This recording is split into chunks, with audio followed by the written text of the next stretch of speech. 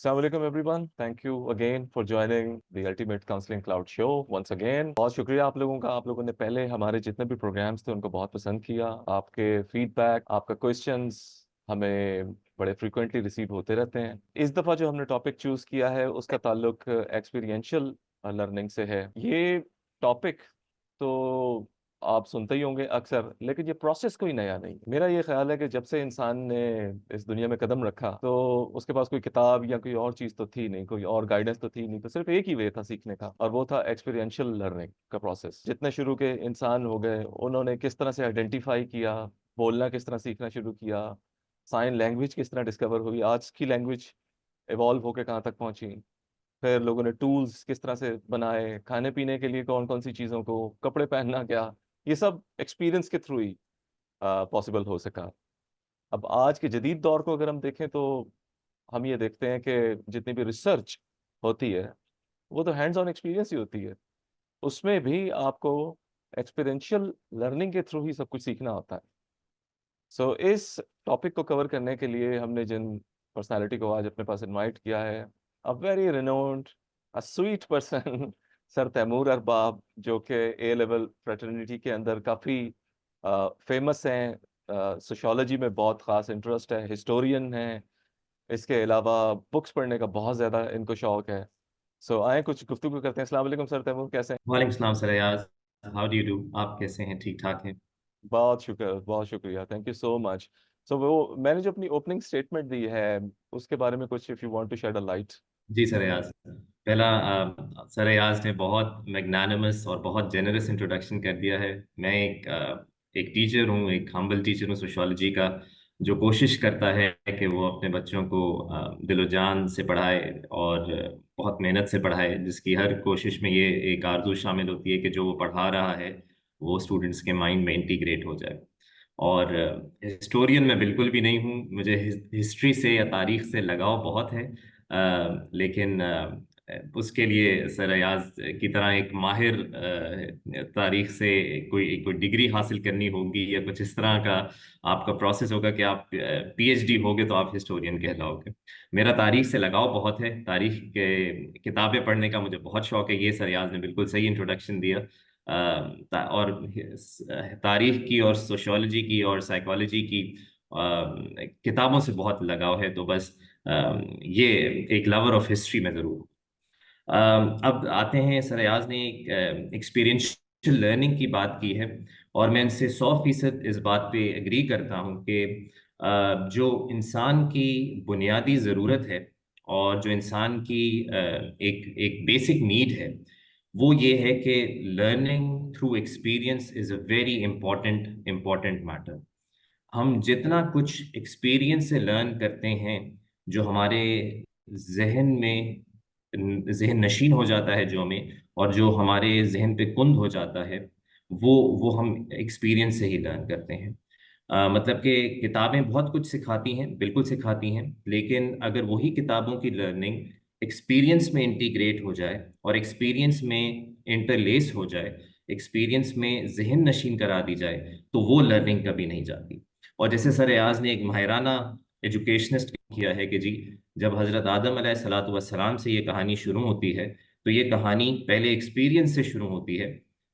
जन्नत से बेदखल हज़रत आदम अलैहिस्सलातु वस्सलाम और हज़रत अम्मा हवा अलैहिस्सलातु वस्सलाम को जब निकाला जाता है, तो वो एक एक्सपीरियंस की लर्निंग है, और एक एक्सपीरियंस की लर्निंग से बनी नौ इंसान की इब्तिदा होती है, जिसके बाद एक्सपीरियंस से ही सारी लर्निंग आती है।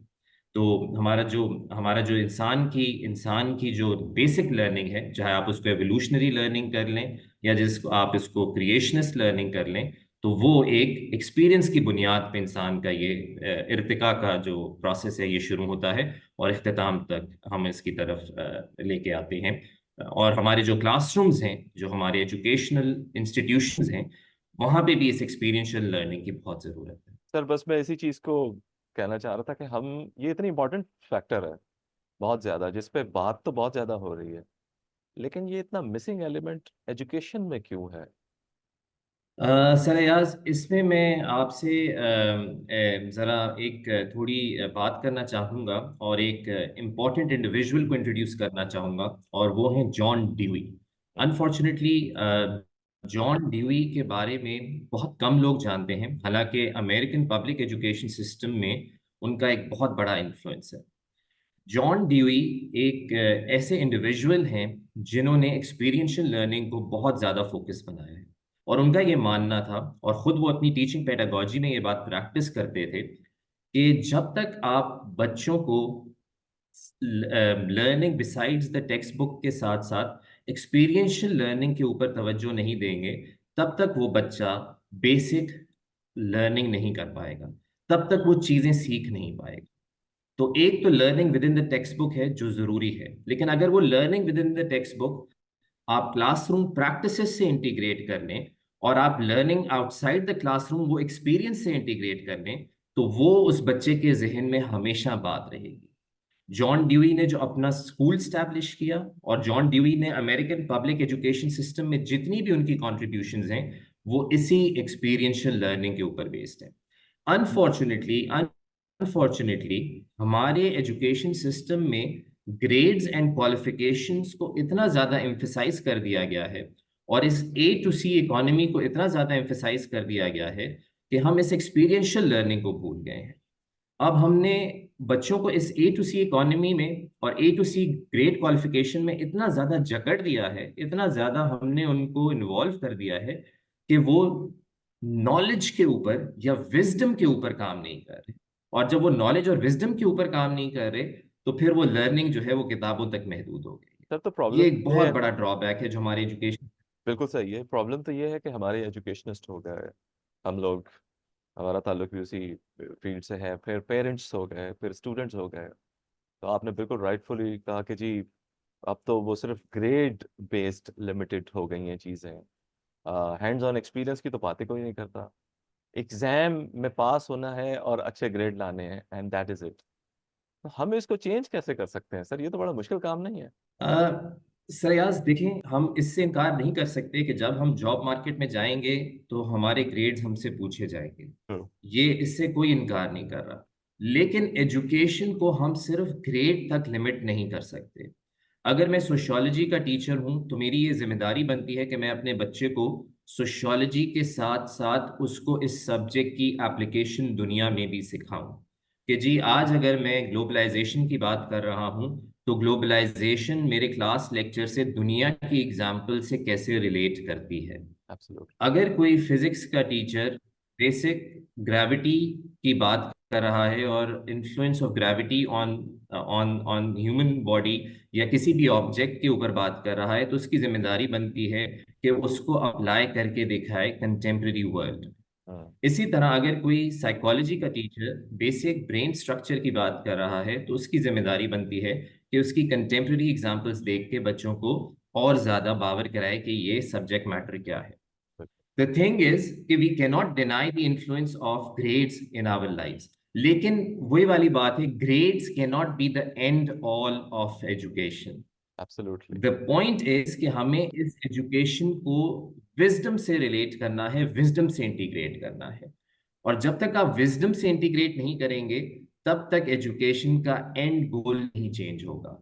हमें एंड गोल ये करना है कि जी हमारा बच्चा हमारे सब्जेक्ट में सिर्फ ये नॉलेज लेके ग्रेड्स तक ना लेके आए, बात को ग्रेड से आगे बढ़े और अपनी नॉलेज को इंटीग्रेट करे दुनिया के साथ भी, और हमारे सब्जेक्ट्स में हमेशा हमेशा सारी जिंदगी इंटरेस्टेड रहे, और उनकी कंटेम्प्रेरी एप्लीकेशन सारी जिंदगी रखे।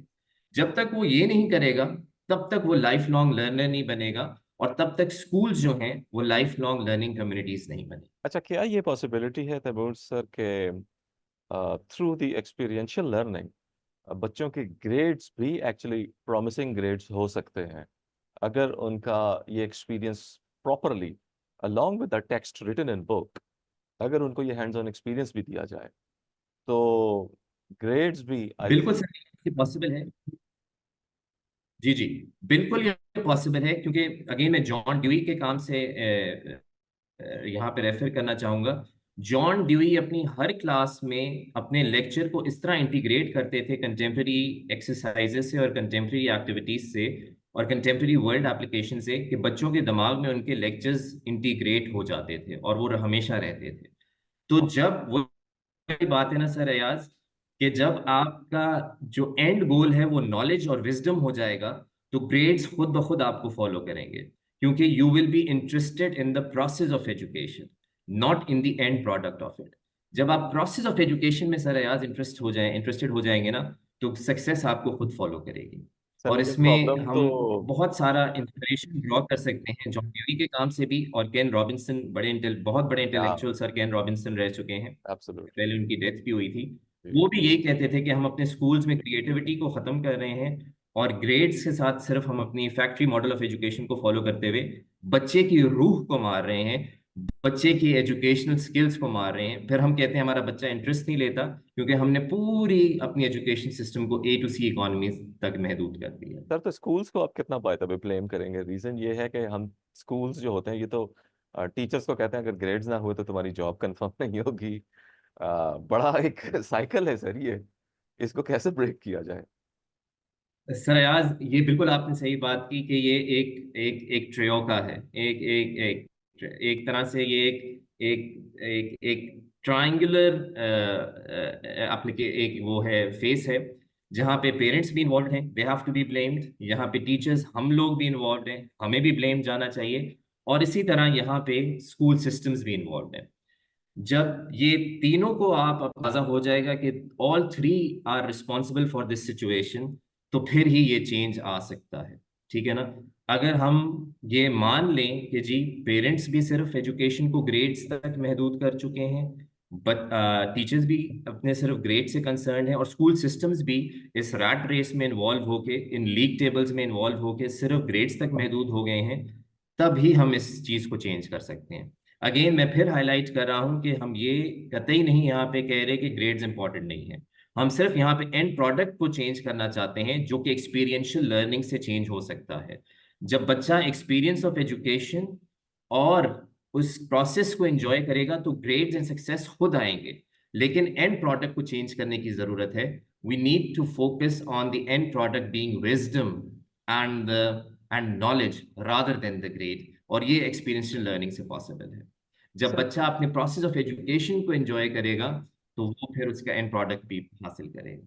सो हमें हमारी इन टॉक्स सेशंस के अलावा what do you think we should do to make sure that everyone receives wisdom, every child will receive a quality education along with the experience they deserve?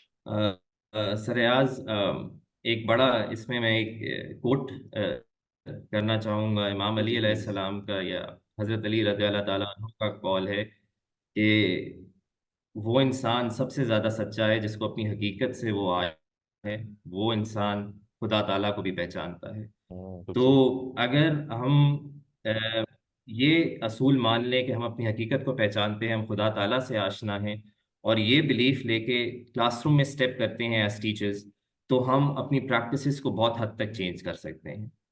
और फिर अगर हम इस बिलीफ के साथ अपने बच्चे को पढ़ाएं कि ये जो सामने मेरा बच्चा बैठा हुआ है, जो अपनी माँ बाप की फीस देकर बैठा हुआ है, और उसके माँ बाप शायद अपना पेट काट के उसको ये सिस्टम में इंटीग्रेट करा के पढ़ा रहे हैं मेरी क्लास में, तो खुद ब खुद मेरी प्रैक्टिसेस चेंज होंगी, और मैं उसको बड़ी मेहनत से पढ़ाऊंगा।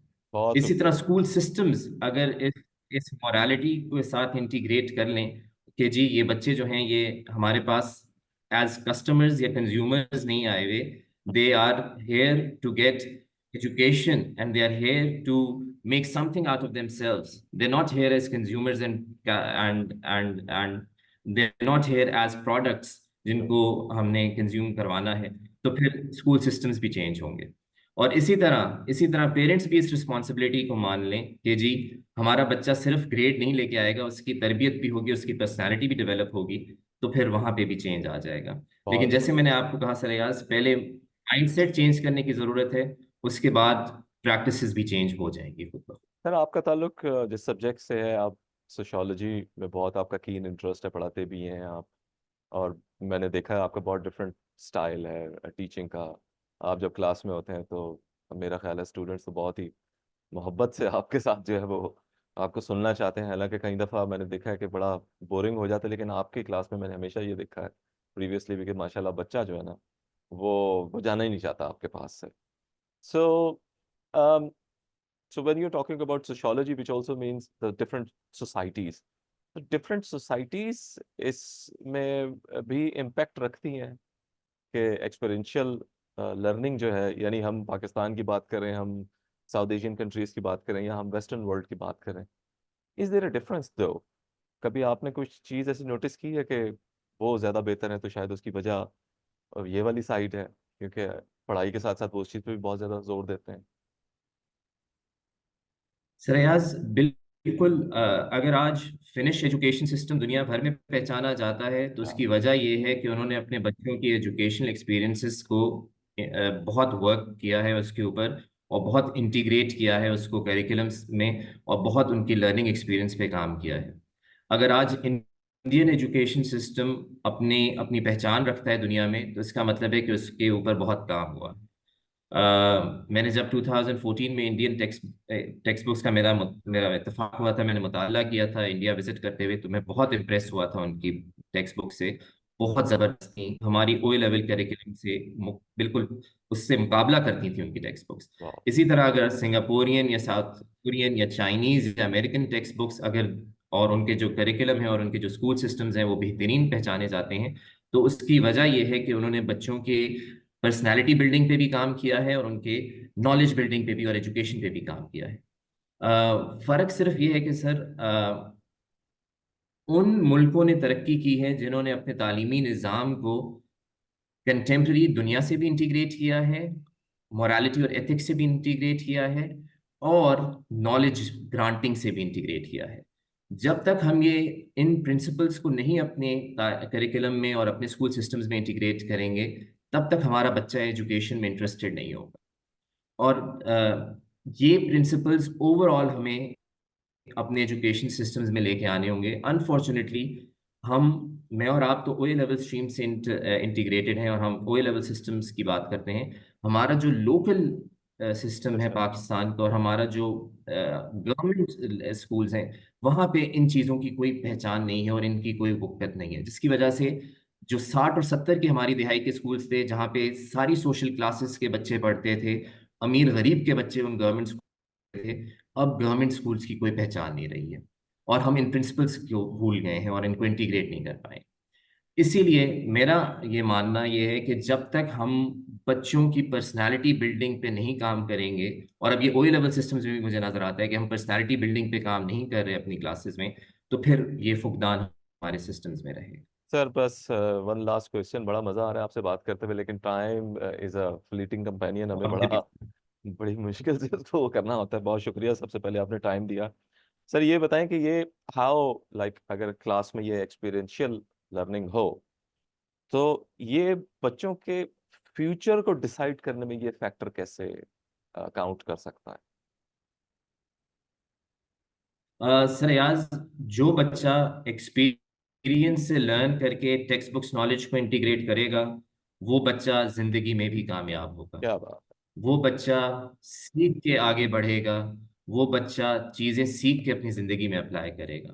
है। उस बच्चे का दिमाग जो है वो बहुत रिफाइंड होगा और बहुत ब्रॉड होगा जिंदगी के लेसन्स को लर्न करने में।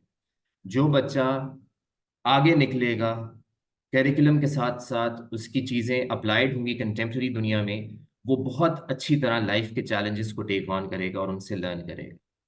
तो वही वाली बात जैसे मैंने ये कही कि जब फिजिक्स, केमिस्ट्री, सोशियोलॉजी, साइकोलॉजी का टीचर अपने सब्जेक्ट मैटर को कंटेम्प्रेरी एग्जाम्पल्स में अप्लाई कर पाएगा अपने स्टूडेंट्स के, वो स्टूडेंट्स दुनिया के चैलेंजेस को टेक ऑन करने के लिए बहुत तैयार होंगे और बहुत रेडी रहेंगे। सर जज़ाक अल्लाह। अदरवाइज वही वाली बहुत। बात है, नहीं नहीं। वही वाली बात है सरयाज के, वो लर्निंग क्लासरूम तक लिमिटेड रहेगी, किताबों तक लिमिटेड रहेगी, ग्रेड आके वो लर्निंग भुला दी जाएगी। सर तैमूर, बहुत शुक्रिया आपके टाइम देने का।